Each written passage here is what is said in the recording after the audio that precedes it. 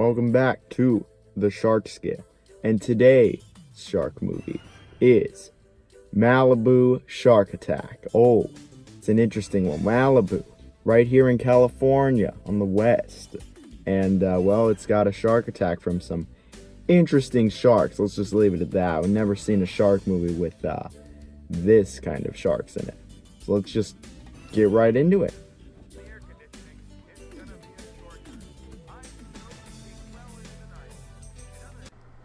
The story of Malibu Shark Attack is actually incredibly ridiculous, so much that explaining it's gonna sound pretty funny. So, like I said earlier, it's off the coast of California, and there's this group of lifeguards who are just all doing their job being lifeguards, the usual. Now, after an underwater earthquake of epic proportions, a tsunami shows up off the coast of California. The tsunami shows up and devastates the coast, like we're talking full on turns the valley into an ocean. The lifeguards that were there are in the lifeguard shack, but they're surrounded by water. This earthquake also disrupted sea life, causing these prehistoric rare goblin sharks to show up. These live at the bottom of the sea normally and are basically extinct by this time. Well, they all show up, and they definitely got more room to go now that the coast of California is all water. And basically the movie's all about these lifeguards trying to survive and fight off these goblin sharks. The plot is actually decent enough, despite being absolutely ridiculous and basically impossible because of tectonic plates.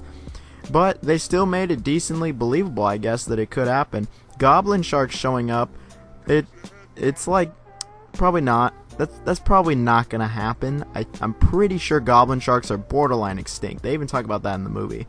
But I'll be honest, I just love how the movie embraces how ridiculous it is, and California is literally underwater.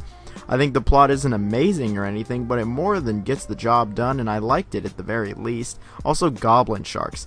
This is the only movie to my entire knowledge that is goblin sharks, and I can't think of another movie with goblin sharks in it. If someone else knows, please tell me. So that in itself makes it incredibly unique.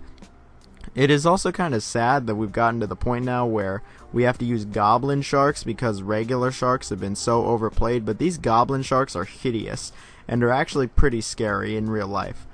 So even more props to the director. Everything plot related, I gotta say, was actually good despite how stupid it was. When it comes to the screen time, the sharks have a really good amount of screen time in the movie. Like, the sharks are in almost every scene. I am not exaggerating. It is nearly every scene. It is really good in terms of time on screen.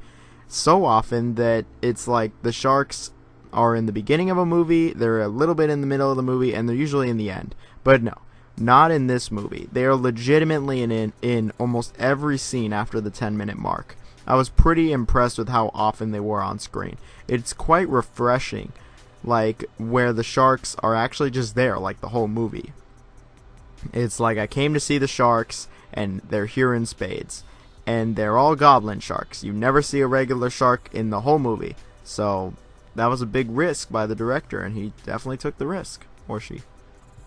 In terms of the kills, it's definitely quantity over quality here. There really isn't any unique kills in all honesty. It's all pretty standard shark attacks from the kind of like water kills that you've seen a million times. There is like one or two times where the sharks jump, but a majority of them are pretty standard and nothing you haven't seen before, especially if you're a sharkaholic. Many of them are in first person, which was probably to save money or just make it look better, I might add. But while there might not be any unique kills or anything that really stands out, there is a lot of them. There's probably 9 or 10 kills in this movie at least.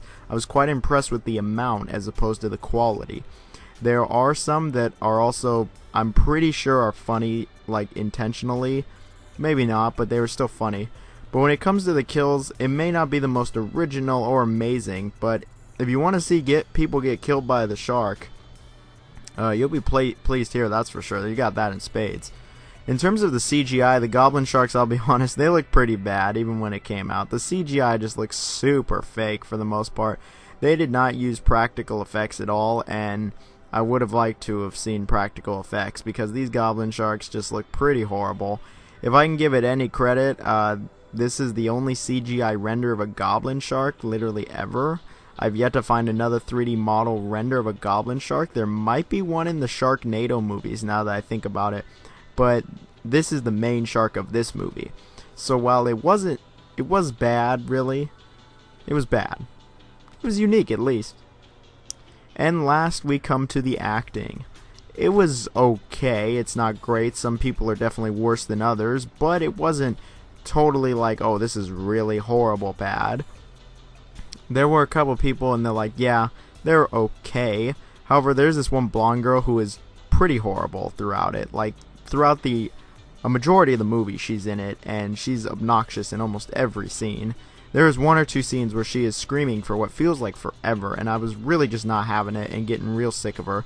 She's also, like I said, in like the entire movie, so she definitely takes it down a bit. But she was the exception rather than the norm. She was the only one that I thought was truly terrible and unbearable. Everyone else, like I said, at least they attempted something. So this leads us to the conclusion. So overall, I actually think this movie is quite good. Sure, it's not the highest budget with the best acting or the most unique kills. In fact, I wouldn't really say there is not even one unique kill, and it's not that funny for the most part, but I gotta give credit where credit is due. The sharks are in a lot of the movie. They're extremely unique. The plot, as stupid as it is quite interesting for a shark movie, and it's good for just how silly and ridiculous it is. As a whole, I enjoyed it and was thoroughly entertained pretty much the whole movie. It's not perfect or even one of the best shark movies I've seen, but it was fun. It was a fun little watch, and I had a decent time watching it, that's for sure. With all that, I'm going to have to give this movie a solid 4 out of 5 on the shark scale. Pretty great shark movie. The whole movie is also on YouTube, so I'll add a link in the description if you're at all interested in the movie. You have no reason to not check the movie out now, because here it is for free on YouTube. I think at the very least you'll chuckle at it. But that's it for this movie. Everyone have a wonderful day. If you could follow me on the Twitter machine, or if you comment, like, subscribe, you know, all that good stuff, that would be much appreciated. Anyway, everyone have a wonderful Christmas.